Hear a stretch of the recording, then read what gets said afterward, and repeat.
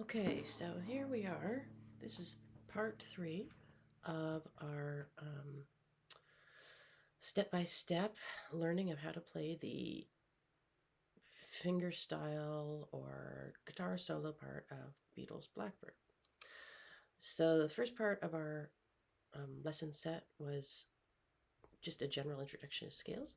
The second video was about drilling down on the G major scale, which this sheet music is in. So now there are actually at least two sort of important or valuable, I'll say, um, concepts or techniques that come up right from the introduction of Blackbird. So it may seem that we're off to a slow start, but honestly, there are things that I'll come back to be helpful later on. Okay, so we talked about how we're in G major, and we talked about how this note is a G, this note is an A. So they're just, you can see it's going step by step, kind of step by step bass run. And then what you've got here is a B note, like your second string B. Then you have a G that you have like an open G note. Okay. But look at what happens here. This G note comes back all the time. So we've got, this is in 3/4 time signature, which means the beat is 1, 2, 3, 2, 2, 3, 1, 2, 3. And it's this Blackbird is a bit of a weird song because there's random bars in there that just go off script. But the nice thing about the song is like you're playing it because you know it, everybody knows it, and you just will follow the pattern until you come to the part where the 3/4 key signature starts again. So don't worry too much about the weird aberrations. So what it's telling us to do is like do a G with an open B, pinch those together.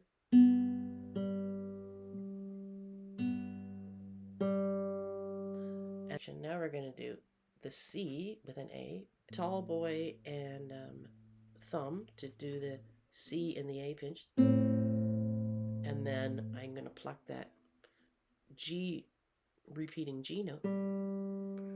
Then we're going to do B, which we're going to do like this with a pointer finger on the B and a baby finger on the D note. But it's showing us there's 1 and 3. That's fine too. But my habit is to use the baby finger there.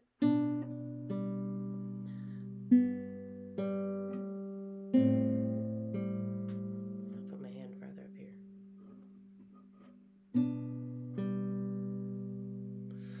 So before we move on to that Tweety bird kind of sound, this repeating G, that middle of the staff G, or the second line of the staff up from the bottom, it goes on through the whole song. And this is a thing you'll find whether you're looking at a conservatory piece in one of the conservatory books, where you have this repeat mid-range note. In my mind, I just call it a mid-range drone. G is often the note, so that's what's governing our choices about how to do the right hand in having this, let me see, pinch effect with the bass note and the top note with the thumb and tall boy, and then doing the drone with the pointer finger. Let's try this again. I'm going to do it up here so that you can see the right hand bear.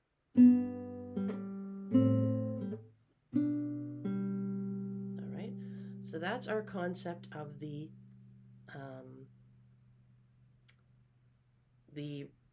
right hand drone, the mid-range drone.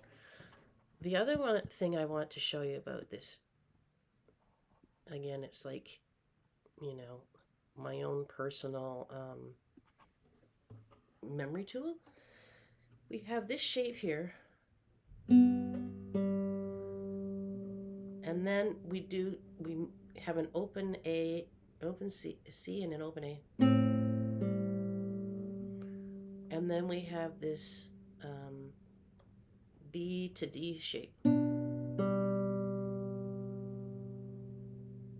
So in my mind, I think of these, we're going to talk about shapes here because it's part of mastering this song or this part is shifting shapes in a way. You're almost like rotating your hand from, I'm going to call this, I call this sort of like, to my mind, looks like a pistol. So I call it the revolver shape. So, basically, let me see here. If you can see it. Because this pointer finger is further forward, pointing towards my face, and this baby finger is back here, I think of it as an L shape. The kind of a shape that your knight would make on a chessboard. And so that's going to become a shape that you use often and lock, lock your hand almost into these exact positions. And then but what's happening is it's clearing for the mid-range G to ring all the time. If you reverse that shape, sorry, I'm just going to bring my screen a little bit further. If you reverse that shape so that it's not with the Peter pointer finger closest to your face, but it's back, all right, kind of more in what you would do for like a C chord. And I think of that as like a lounge chair, the second string C is like the head of the person, at a resort reclining sort of thing. So I think of that as the recliner shape. So you've got the, except we don't have the C down. Back to the revolver. All right. So because we have this, our hand forward, and even though the finger isn't pressed down to start this, the very first set of notes, the G, that's going to be the revolver. All right. And then what we have is the Tweedledee part. Let's see here so you can see it. So what that's asking us to do, now I'm looking at this part here, which is going into, is where the 4/4 notation starts. And like I say, the main part of the song is in 3/4. Don't worry about these kind of little odd bits, because this is just, your brain will know, because you know the song, how often to play it. But what it's giving you is like, these are 16th notes. So it's, and all this is one beat. So when you're counting 16th notes, you go 1 E and a.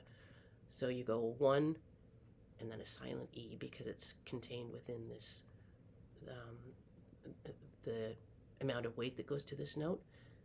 And then this is a 16th note pair, and 2 E and right, sort of thing.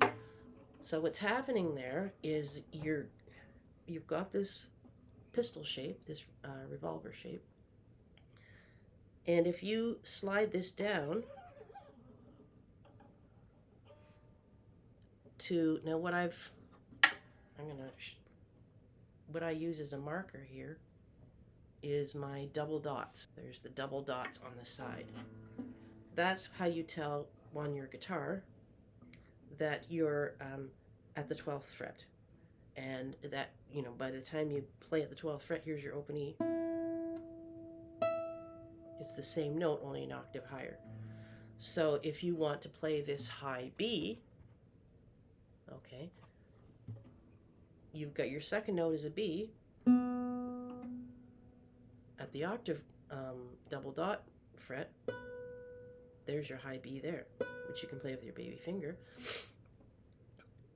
Now you have, this is a G, so how are you going to play this B? That's a G. Okay, well, we're not going to play that as our mid-range G, because we're going to find that G so that we can sort of keep our fingers in the same shape. So what we have here is this note, this string here, the open A. If you press it up here, the 12th fret, that's your octave higher A. And then 2 frets down, okay, that's your A flat, and that's your G. All right, and this is exactly the same shape. This is our exact same pistol shape. So we're going to start pistol, run this shape very lightly along these strings that they're already on as a guide, and stop it when your baby finger gets to the double dots.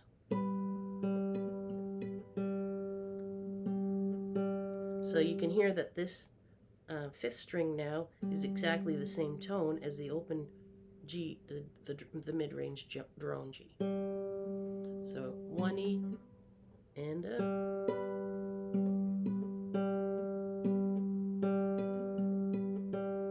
All right, that's what's happening there. 1E.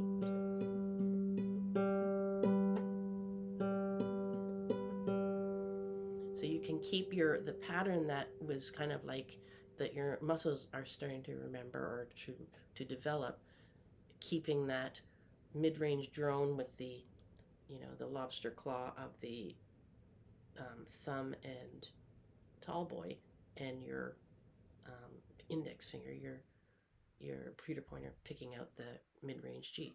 Okay, so let's start with these 2 sections, of our introduction, just taking it super slow.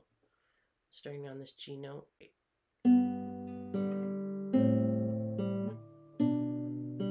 Slide it down there.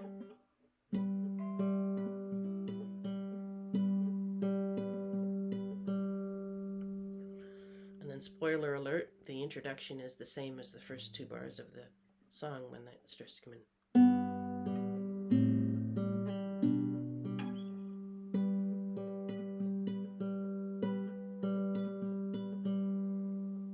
Let's try that, just doing it a little bit more sped up to what you feel is like more natural.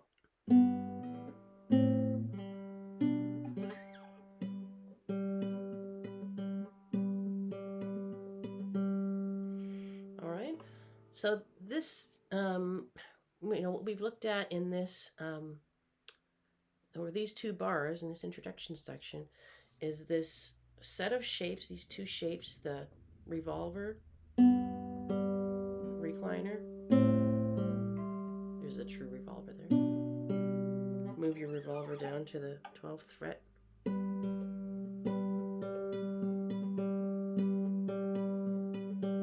So you're always kind of doing that pinchy claw with the first 2 fingers almost at the beginning of every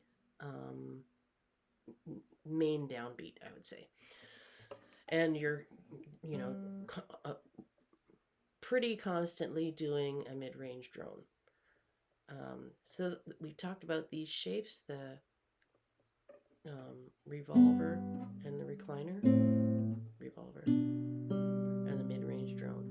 And those are the 2 things that are going to help you get to the end of the piece. They come up in different shapes, and the variety of them, the different ways that that they come into play, keeps the song, the playing of it, fresh for you. And I think that ends this little video. Practice that, and the next section will be starting into the verse part.